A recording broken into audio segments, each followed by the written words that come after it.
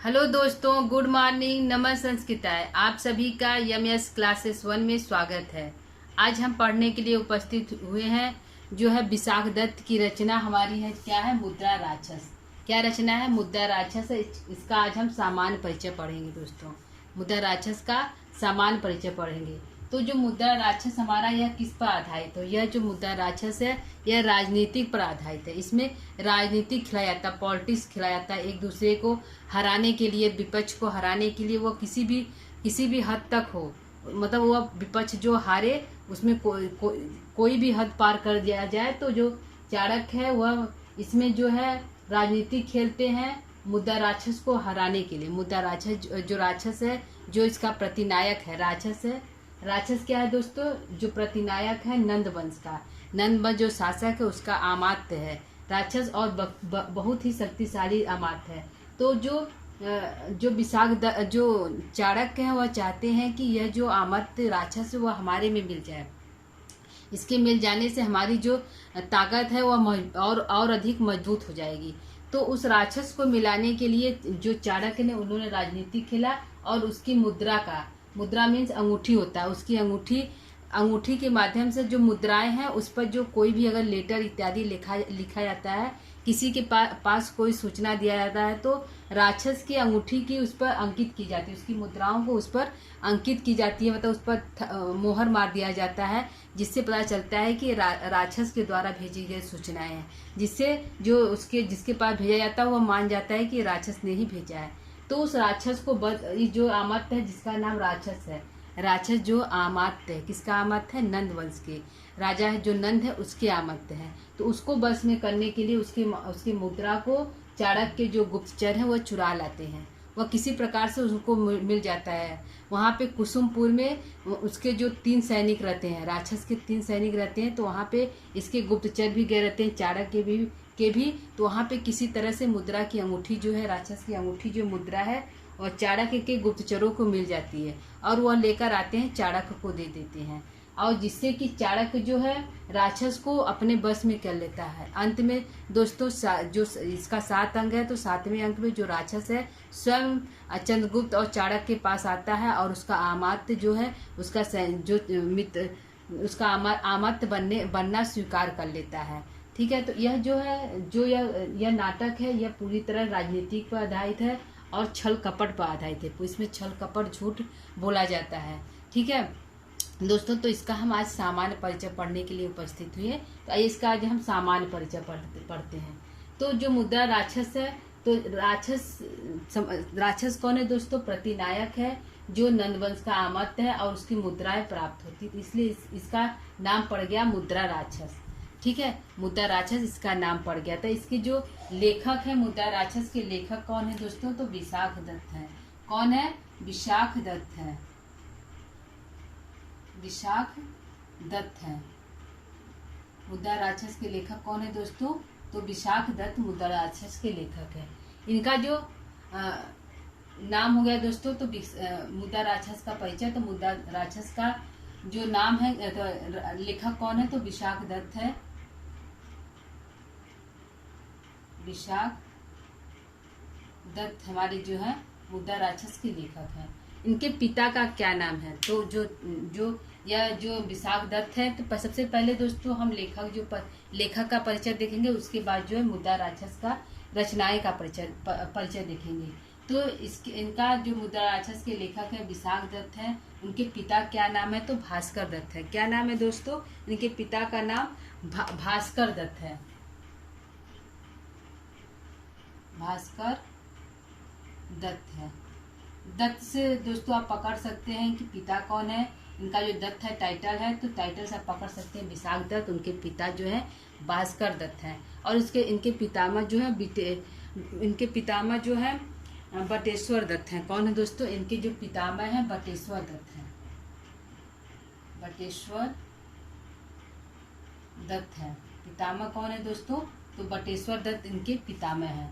और इनका निवास स्थान क्या है, तो कुछ लोग इनका मानते हैं कि इनका जन्म निवास स्थान बंगाल है, और कुछ लोग मानते हैं कि नहीं, इनका निवास स्थान बिहार है। तो दोस्तों इनका प्रमाणित नहीं हो पाया है कि बिहार है कि बंगाल है, तो दोनों हम मान लेते हैं, जो भी ऑप्शन में आएगा या तो बंगाल या तो बिहार, तो उसको हम टिक कर लेंगे। तो इनका बंगाल भी माना जाता है इनका निवास स्थान, और बिहार भी माना जाता है, और बंगाल या बिहार, ठीक है, इनका बिहार भी माना जाता है और बंगाल भी माना जाता है। निश्चित नहीं है कि इनका जन्म स्थान क्या है। ठीक है। अगला देखते हैं किसके उपासक थे। जो यह थे मुद्रा राक्षस के जो लेखक विशाख दत्त थे, यह किसके उपासक हैं, तो यह शिव के उपासक हैं। किसके उपासक है दोस्तों, शिव के उपासक हैं। जो शिव के ही इन्होंने वंदना की, इन्होंने दो अपने रचनाओं में 2 मंगलाचरण को लिया है, दोनों में ही शिव की वंदना किया है। एक में उन्होंने आशीर्वाद प्राप्त किया और एक में कहानी डायरेक्ट स्टार्ट हो जाती, जिससे कि वस्तु निर्देशात्मक मंगलाचरण हो गया। तो इसमें जो है उपासक जो उपासना किया है, शिव की उपासना की है। इनकी रीति क्या है दोस्तों, तो इनकी रीति भी वैदर्भी रीति है। अन्य कवियों की तरह ही इन्होंने वैदर्भी रीति का प्रयोग किया है, और वैदर्भी और कुछ जगहों पर गौड़ी रीति का प्रयोग किया, इसलिए वैदर्भी और गौड़ी रीति दोनों कहा जा सकता है। इनकी रीति क्या है, वैदर्भी भी है और गौड़ी भी है, वैदर्भी भी है और गौड़ी भी है, दोनों माना जा सकता है। इनकी रीति क्या है, वैदर्भी भी है और गौड़ी भी है। अगला इनका प्रिय छंद क्या है। इन्होंने अपनी रचनाओं में प्रिय छंद का किस प्रिय छंद का प्रयोग किए हैं, तो इनका जो छंद है तो अनुष्टुप है, आर्या, शिखरी है, इन छंदों का प्रयोग किया गया है। क्या है दोस्तों, प्रिय छंद है इनका अनुष्टुप है पहले स्थान पर इनका अनुष्टुप है, फिर बसंत तिलका है, बसंत तिलका और सादुर विकीर्णित छंद भी है। तो अनुष्टुप है और बसंत तिलका है, बसंत तिलका है, ठीक है, बसंत तिलका और सादुर विकीर्णित छंद भी है। तो सादुर भी है दोस्तों, देख लीजिएगा, सादुर विकीर्णित छंद भी है। ठीक, इनका अलंकार क्या है, यह किस अलंकार में इन्होंने रचना किया है, तो अर्था अलंकार है। क्या है दोस्तों, अर्था अलंकार में इन्होंने रचनाएं की है। कौन सा अलंकार है, अर्था अलंकार।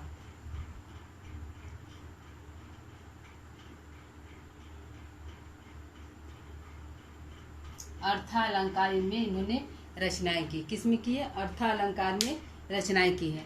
अगला क्या है, इनका समय क्या है। इनका समय माना जाता है चतुर्थ शताब्दी में इनका समय है। जो इनका समय है, जन्म समय है तो चतुर्थ शताब्दी है। क्या है दोस्तों, चतुर्थ शताब्दी इनका जो समय है दोस्तों, चतुर्थ शताब्दी है। ठीक, इनका जो आश्रयदाता, यह किस कवि के दाता है, तो जो एक तैलंग के जो महोदय है, तैलंग एक कवि है, उन्होंने कहा कि यह अवंती वर्मा के आश्रयदाता है। कहाँ के है, अवंती वर्मा के आश्रयदाता है, अवंती वर्मा के आश्रयदाता है। किसके अनुसार दोस्तों, तो तैलंग एक महोदय है, तैलंग महोदय के अनुसार यह जो है तैलंग महोदय के अनुसार कहा जाता है कि यह जो है अवंती वर्मा के आश्रयदाता है। ठीक, अगला देखते हैं इनकी रचनाएं क्या है। इनकी रचनाएं तो 3 दोस्तों हैं, लेकिन प्रमाणित रूप से जो उपलब्ध है, जो पढ़ा जाता है, जो उपलब्ध है, तो विशाख ये मुद्रा राक्षसी है। तो प्रमाणित रचना इनकी क्या है, मुद्रा राक्षसी है, मुद्रा राक्षस है, राक्षस से प्रमाणित रचना है, प्रमाणित रचना है, प्रमाणित रचना इनका क्या है, मुद्रा राक्षसी है। तो इनकी जो रचनाएं है मुख्य रूप से मुद्रा राक्षसी है, एक प्रमाणित मात्र रचना है। ठीक, आइए इसको फिर से दे देते हैं। इनका मुद्रा राक्षस के लेखक कौन है, तो विशाख दत्त है दोस्तों। इनके पिता का नाम भास्कर दत्त है, पितामह का नाम बटेश्वर दत्त है। यह बंगाल या बिहार के निवासी थे, शिव के भक्त थे। वैदर्भी और गौड़ी रीति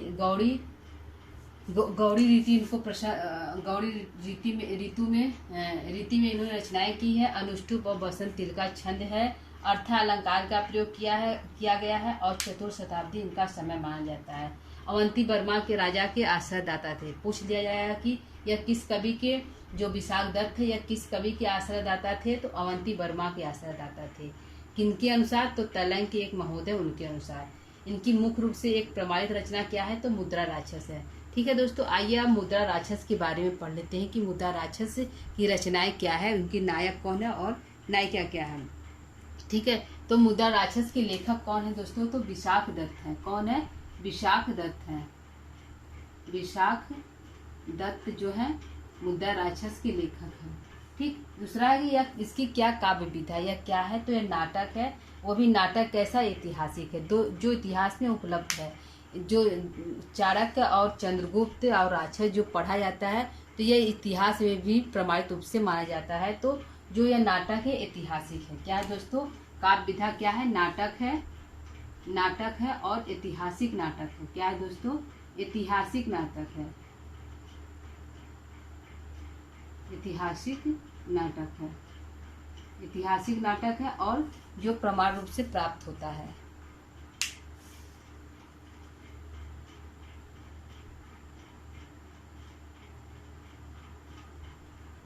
ठीक, जो इनकी जो रचनाएं है, इनका विभाजन कब हुआ है दोस्तों, जो विभाजन है किसमें हुआ है, तो 7 अंकों में हुआ है। कितने में हुआ है, 7 अंकों में विभाजन हुआ है। 7 अंकों में विभाजन हुआ है।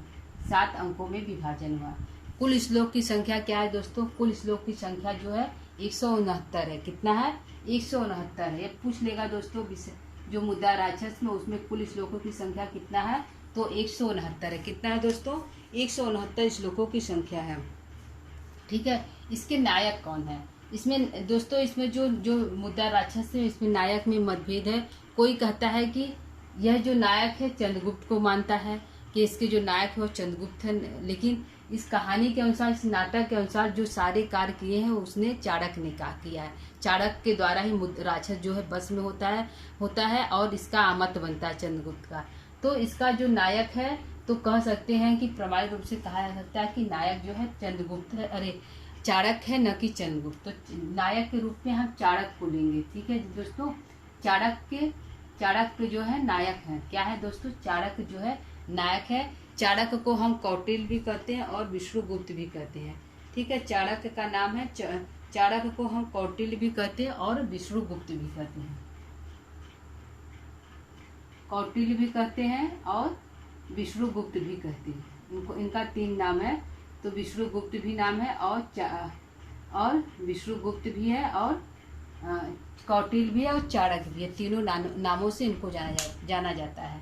ठीक, इनकी नायिका क्या है, इनकी नायिका दोस्तों पूछा जाएगा कि मुद्रा राक्षस की नायिका कौन है, तो इसमें नायिका नहीं है। यह नायिका विहीन जो नाटक है, इसमें कोई भी नायिका नहीं है।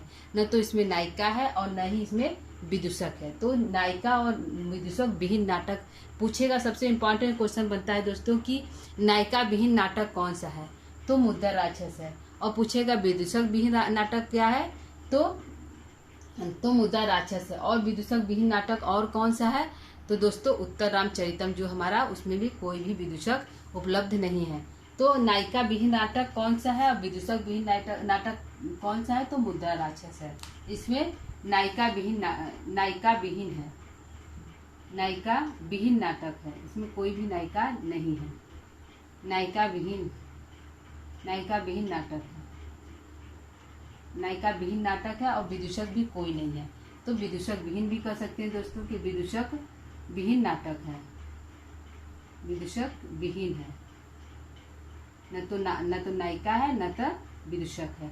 इसमें दोनों नहीं पाए जाते, क्योंकि इसलिए तो इसमें न तो हंसी होता है, न तो मजाक होता है, न तो नायिका होती है कि किसी से प्रेम किया जाए। इसलिए इसमें युद्ध होता है, राजनीतिक होती है। तो इसलिए इसमें न तो नायिका है न तो विदूषक है। अगला हाँ, प्रतिनायक कौन है, खलनायक और प्रतिनायक कौन है दोस्तों, तो हमारे हैं राक्षस महोदय। कौन है, राक्षस जो है यह खलनायक है। राक्षस या प्रतिनायक कह सकते हैं। तो राक्षस जो है यह प्रतिनायक है। कांचुकी कौन है, इसमें कांचुकी उपलब्ध है दोस्तों। तो इसमें 2 कांचुकी है, एक मलकेतु का कांचुकी है और एक चंद्रगुप्त का कांचुकी है। मलकेतु के कांचुकी का नाम दोस्तों है जाजली है। मलकेतु के जो इसमें 2 कांचुकी है, पहला है जाजली है, पहला जाजली है। जो मलकेतु का है, किसका है, मलकेतु का है। यह मलकेतु का है, यह मलकेतु का कांचुकी है। और दूसरा है चंद्रगुप्त का है, दूसरा बहिनर है जो चंद्रगुप्त का है, चंद्रगुप्त का है, यह चंद्रगुप्त का गुप्तचर कांचुकी है। और एक है मलयकेतु का कांचुकी, बहिनर है। और एक है जाजली, यह मलयकेतु का, जाजली जो है मलयकेतु का कांचुकी है और बहिनर जो है चंद्रगुप्त का कांचुकी है। पूछ देगा बहिनर किसका कांचुकी है, किस नाटक की कांचुकी है, तो मुद्दा राक्षस की कांचुकी है। यह बहिनर किसका कांचुकी है, चंद्रगुप्त का कांचुकी है। जाजली किसका कांचुकी, तो मलयकेतु का कांचुकी है। किस नाटक का कांचुकी है, पूछेगा जाजली और बहिनर दो जो कांचुकी और किस नाटक के हैं। जाजली और बहिनर दो कांचुकी किस नाटक के हैं दोस्तों, तो हमारे मुद्दा राक्षस के हैं। इसके गुण क्या है, तो गुण क्या है दोस्तों, इसमें तीनों गुणों का प्रयोग किया गया है। कौन कौन से गुण इसमें हमारे हैं दोस्तों, ओज, माधुर और प्रसाद। क्योंकि इसमें युद्ध होता है, जो मलयकेतु है और राक्षस जो चंद्रगुप्त उसके सैनिक जो युद्ध करते हैं, तो युद्ध हो रहा है दोस्तों, तो ओज का पहले प्रयोग होगा, क्योंकि जहाँ युद्ध होता है ओज गुण का प्रयोग किया जाता है। तो इसमें ओज गुण का प्रयोग है, क्या है, ओज है और प्रसाद भी और माधुर भी है। प्रसाद भी है और माधुर भी है, प्रसाद भी है और माधुर भी है। तीनों गुणों का इसमें प्रयोग किया गया है दोस्तों, प्रसाद और माधुर, और प्रसाद माधुर और ओज, तीनों गुणों का प्रयोग किया गया है। कितने हैं, ओज है, प्रसाद है और माधुर। रीति क्या है दोस्तों, तो रीति हमारी वही वैदर्भी और गौड़ी रीति है। क्या है, वैदर्भी और गौड़ी रीति का प्रयोग किया गया है। वैदर्भी है, वैदर्भी और गौड़ी रीति का प्रयोग किया गया है, और गौड़ी रीति का प्रयोग किया गया है। वैदर्भी और गौड़ी रीति का प्रयोग किया गया है। इसमें छंद क्या है दोस्तों, इसमें किस छंद का प्रयोग किया गया है, तो इसमें छंद अनुष्टुप, और क्योंकि अनुष्टुप और बसंत तिलका इनका फेवरेट छंद प्रिय छंद है, तो दोस्तों तो इसमें भी उसी छंद का प्रयोग किया गया।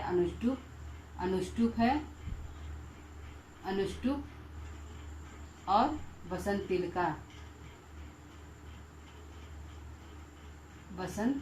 छंद का प्रयोग किया गया है। बसंत तिलका छंद का प्रयोग किया गया। यह कहाँ से लिया गया, इसका उपजीवी क्या है दोस्तों, उपजीवी इंपॉर्टेंट है, उपजीवी पूछा जाता है कहाँ से लिया गया, इसका उपजीवी क्या है दोस्तों, तो इसका उपजीव हमारे विष्णु पुराण कहा जाता है और श्रीमद् भागवत गीता भी कहा जाता है। कि इसका उपजीव कहाँ से है, तो विष्णु पुराण भी है, क्या है दोस्तों, विष्णु पुराण और भागवत गीता से प्राप्त होता है। विष्णु पुराण और भागवत गीता, क्या है दोस्तों, और श्रीमद् भागवत गीता, श्रीमद्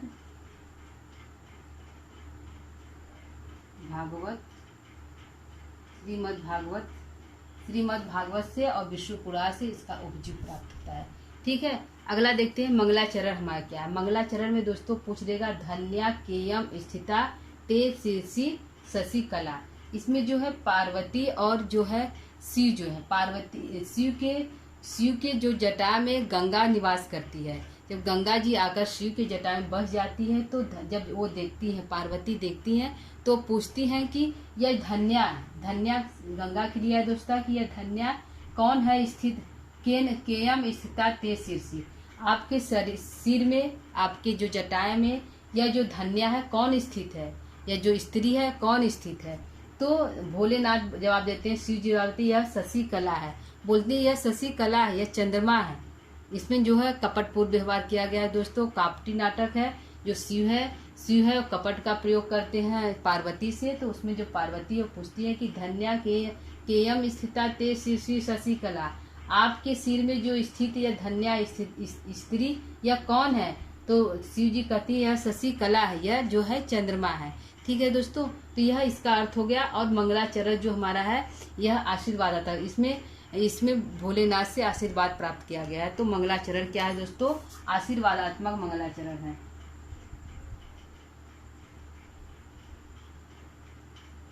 आशीर्वादात्मक मंगलाचरण है। इसमें दो मंगलाचरण है, एक धन्या केयम स्थिता ते शीर्षि शशि कला, एक और है तो उसमें जो है वस्तु निर्देशात्मक मंगलाचरण का प्रयोग किया गया और पहले में आशीर्वादात्मक मंगलाचरण का प्रयोग किया गया है। ठीक है दोस्तों, आइए इसको एक बार हम फिर देख लेते हैं कि मुद्दा राक्षस के लेखक कौन है। तो विशाख दत्त है। इसकी काव्य विधा क्या है, यह किस काव्य में लिखा गया है। तो यह काव्य विधा नाटक है और ऐतिहासिक नाटक है, जो कि इतिहास में हमको प्रत्यक्ष रूप से प्राप्त होता है। अगला है इसका विभाजन क्या हुआ है। तो अंकों में हुआ है 7 अंक है। देखिए दोस्तों, उत्तर रामचरितम के में हुआ है 7 अंक है और जो है अभिज्ञान शाकुंतलम उसमें भी 7 अंक है, जो कि हमारे सिलेबस जो झारखंड के सिलेबस में निर्धारित है। तो उत्तर रामचरितम भी निर्धारित है और अभिज्ञान शाकुंतलम भी निर्धारित है और यह है। तो तीनों में जो नाटक है 7-7 अंक है। क्या है, इसमें भी 7 अंक है, मुद्दा राक्षस में भी है, उत्तर रामचरितम में भी 7 अंक है और अभिज्ञान शाकुंतलम में भी 7 अंक है। ठीक, तो आप इसे याद कर सकते हैं। और श्लोक की संख्या 169 है। नायक यह है, नायक के रूप में चाणक है, लेकिन कुछ लोग कहते हैं कि नहीं चंद्रगुप्त भी नायक है। तो चंद्रगुप्त को भी नायक माना जाता है और चाणक को भी माना जाता है, लेकिन प्रमाणिक रूप से चंद्रगुप्त ही इसके नायक है। यदि प्रश्न आया कि विशाख मुद्दा राक्षस का नायक कौन है दोस्तों, तो चाणक ही सही आंसर है। ठीक, अगला है इसका नायिका और विदूषक कौन है। तो नायिका विहीन ये नाटक और विदूषक विहीन पूछेगा क्वेश्चन में। नायिका विहीन और विदूषक विहीन ऐसा कौन सा नाटक है जिसमें नायक भी नहीं है और नायिका भी नहीं है। तो हमारा है मुद्दा राक्षस।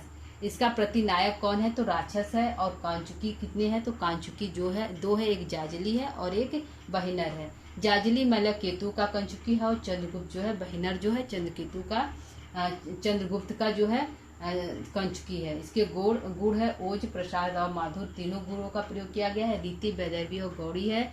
छंद अनुष्टुप और वसंत तिल का छंद में प्रयोग किया गया है। उपजीव है। तो कहा जाता है कि यह विष्णु पुराण श्रीमद् भागवत से लिया गया है।